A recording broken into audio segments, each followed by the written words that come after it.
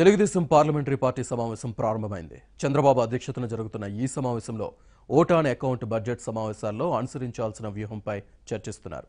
ఫిబ్రవరి 1న ప్రత్యేక హోదా సాధన సమితి ఇచ్చిన బంద్ పిలుపుపై కూడా చర్చించబోతున్నారు.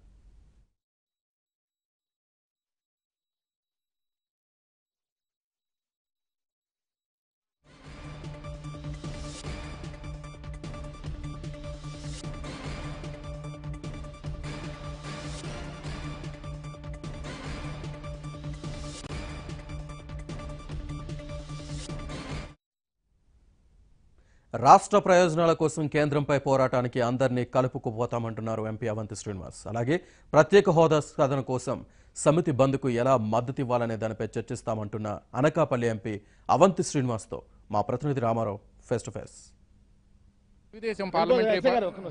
తెలుగుదేశం పార్లమెంటరీ పార్టీ సమావేశం మరికొద్ది సేపట్లో ప్రారంభమవుతుంది.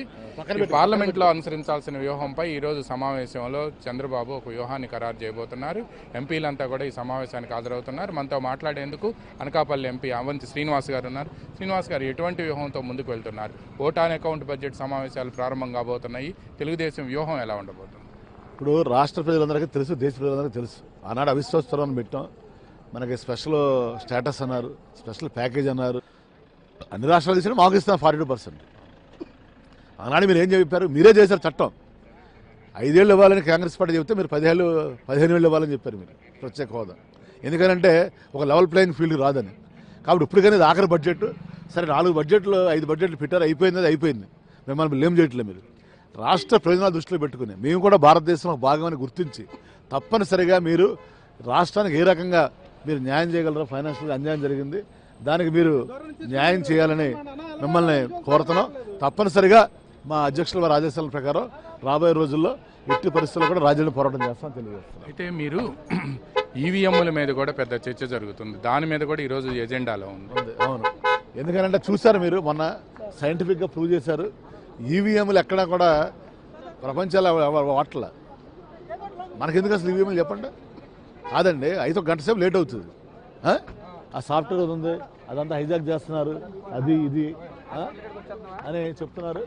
కాబట్టి తప్పనిసరిగా ఈవీఎంలు రద్దు చేస్తున్నాం. మేము ఈవీఎంలు మాకు అవసరం లేదు, మాకు ఇదే కావాలి.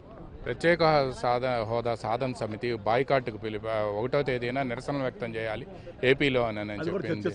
దాని మీద చర్చించి నిర్ణయం తీసుకుంటాం. మేము అది కాదండి, మేము స్పష్టంగా ఉన్నాం. ప్రత్యేక హోదాను సదనం కావచ్చు, ఇంకొక సమితి కావచ్చు, పవన్ కళ్యాణ్ గారితో సహా అందరినీ కూడా మాతో కలిసి రమ్మని చెప్తున్నాం. మనందరం కలిసి కేంద్రం మీద పోరాడదాం. తర్వాత ఎలక్షన్స్ వచ్చినప్పుడు ఎవరు రాజకీయాలు చేసుకుందాం, ఎవరు ఫైటింగ్ వాళ్ళు చేసుకుందాం, తప్పులేదు. పక్కన తమిళనాడు రాష్ట్రం చూడండి, రాష్ట్ర ప్రయోజనాల విషయం వచ్చినప్పుడు అన్ని పార్టీలు కలిసి కేంద్రం మీద పోరాడతారు. కాబట్టి తప్పనిసరిగా ప్రతి ఆంధ్రాలో పుట్టిన ప్రతి పౌరుడు బాధ్యతది, అందరూ కూడా కలిసి పోరాడాల్సిన బాధ్యత. ఓట్ ఆన్ అకౌంట్ బడ్జెట్ రోజు రాష్ట్రంలో బంద్ పిలిపిచ్చారు. వాళ్ళు రాస్తారోకోలు చేస్తామన్నారు. సరిహద్దు ప్రాంతాల్లో కూడా రాస్తారోకోలు ఉంటాయని అన్నారు. మిమ్మల్ని మద్దతు కూడా అడిగారు. ఆ రోజు కూడా మీరు బాయ్కాట్ చేస్తారా పార్లమెంట్ సమావేశాలు? తప్పనిసరిగా అండి. ఇప్పుడు మా అధ్యక్షుల వారు ఇప్పుడు మీటింగ్ అవుతుంది, వచ్చినాక మళ్ళీ మీకు చెప్తాము. అందరూ పార్లమెంట్ సభ్యుల అభిప్రాయాలు తీసుకుని అధ్యక్షుల వారు నిర్ణయం తీసుకుంటారు. తప్పనిసరిగా మేము చెప్తాం. Okay, thank you. ఇది మనం చూస్తున్నాం, parliament budget vote on account budget సమావేశాలు ప్రారంభం కాబోతున్నాయి. ఈ సమావేశాల సందర్భంగానే తెలుగుదేశం పార్టీ ఈరోజు పార్లమెంటరీ పార్టీ సమావేశాన్ని అధ్యక్షుడు చంద్రబాబు నాయుడు ఏర్పాటు చేశారు. ఎంపీలంతా కూడా వస్తూ ఉన్నారు. అయితే తప్పనిసరిగా రాష్ట్రానికి అన్యాయం జరుగుతుంది, ఈ అన్యాయాన్ని నిలదీస్తాము. పార్లమెంట్లో ఓట్ ఆన్ అకౌంట్ బడ్జెట్ రోజు తప్పనిసరిగా మా నిరసన ఏంటి, ఏం చేయాలనే అంశంపై కూడా చర్చిస్తాం. ఈలోపు ప్రత్యేక హోదా సాధన సమితి ఇచ్చిన పిలుపు మేరకు ఆ రోజు బంద్ జరుగుతుండటంతో దానికి ఎలా మద్దతు ఇవ్వాలనే అంశంపై కూడా మేము చర్చించబోతున్నామని చెప్పారు. ఈ అంశాలన్నిటిపై కూడా ఈరోజు సమావేశంలో చర్చించి ఒక వ్యూహాన్ని ఖరారు చేస్తామని కూడా తెలుగుదేశం పార్టీ ఎంపీలు చెప్తూ ఉన్నారు. ఇప్పటి వరకు కూడా సమావేశాలన్నింటినీ బాయ్కాట్ చేసి నిరసన వ్యక్తం చేసి మమ్మల్ని సస్పెండ్ చేసినా కూడా ఈ రాష్ట్ర ప్రయోజనాల కోసం మాత్రం ఎట్టి పరిస్థితుల్లో రాజీ పడేది లేదు అని కూడా తెలుగుదేశం ఎంపీలు చెబుతున్నారు. ముఖ్యంగా అవంతి శ్రీనివాస్ మాత్రం రాష్ట్ర ప్రయోజనాల కోసం రాజీ పడడం, తప్పనిసరిగా మాత్రం ఓట్ ఆన్ అకౌంట్ బడ్జెట్ రోజు కూడా తమ నిరసన ఏంటో తెలియజేస్తామని కూడా ఆయన చెప్తూ ఉన్నారు. ఇక మరికొద్ది సేపట్లో తెలుగుదేశం పార్లమెంటరీ పార్టీ సమావేశం జరగబోతుంది. ఈ సమావేశంలో చంద్రబాబు నాయుడు ఎంపీలందరినీ కూడా ఉద్దేశించి ప్రసంగించబోతూ ఉన్నారు. Vote to Hyderabad studios. వచ్చే బడ్జెట్ సమావేశాలే బీజేపీకి ఆఖరి పార్లమెంట్ సమావేశాలని అన్నారు టీడీపీ ఎంపీ సీఎం రమేష్. మళ్లీ బీజేపీ అధికారంలోకి రాదని జాతీయ సర్వేలన్నీ చెబుతున్నాయని అన్నారు ఆయన. ఎన్ని ఇబ్బందులు పెట్టినా మోదీకి భయపడేదే లేదన్నారు సీఎం రమేష్. ఆంధ్రప్రదేశ్లో మిగిలిపోయిన అంశాలన్నీ ఈ ప్రభుత్వం ఎలాగూ నరేంద్ర మోడీ రారు, నిన్న కూడా నేషనల్ ఛానల్స్లో అన్నీ చూపించారు. ముఖ్యమైన అంశం ఏంటంటే నేషనల్ ఛానల్స్ అన్నీ కూడా చూపించేటప్పుడు వైఎస్ఆర్సీపీని బీజేపీలో భాగంగానే చూపించారు.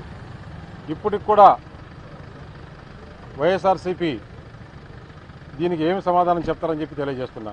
ఎక్కడ కూడా వాళ్ళు ఖండించలా. 2 రోజుల నుంచి నేషనల్ ఛానల్స్లో వైఎస్ఆర్సీపీని ఒక ఎన్డీఏలో భాగస్వామిగానే చూపిస్తున్నారు. కానీ ఆ పార్టీ ఆ కేసులకు భయపడి ఇంకా నరేంద్ర మోడీ ఉండేది ఇంకా 2 నెలలు.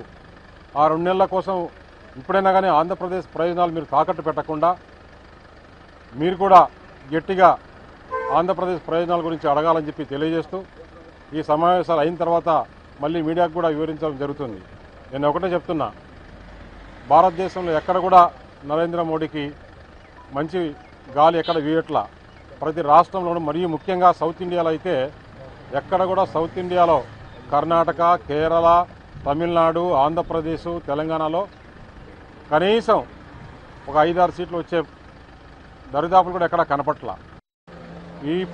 ఈ లాస్ట్ సెషన్లో ఉన్న ఈ ఓటాన్ అకౌంట్ బడ్జెట్లో ఆంధ్రప్రదేశ్కు రావాల్సిన నిధులు ఏదైతే రైల్వే జోన్ ఉందో, కడప స్టీల్ ప్లాంట్ ఉందో, అలాగే మన విభజన చట్టంలో ఉండే అంశాలు ముఖ్యంగా స్పెషల్ స్టేటస్ కానీ, మన రెవెన్యూ డెఫిసిట్ కానీ, వెనుకబడిన జిల్లాకి 50 కోట్లు అది ఎక్కువ రావాలి. 50 కోట్లు మీరు చెప్పిన దాని ప్రకారం కూడా ఇచ్చిన డబ్బులు కూడా వాపసు తీసుకున్నారు.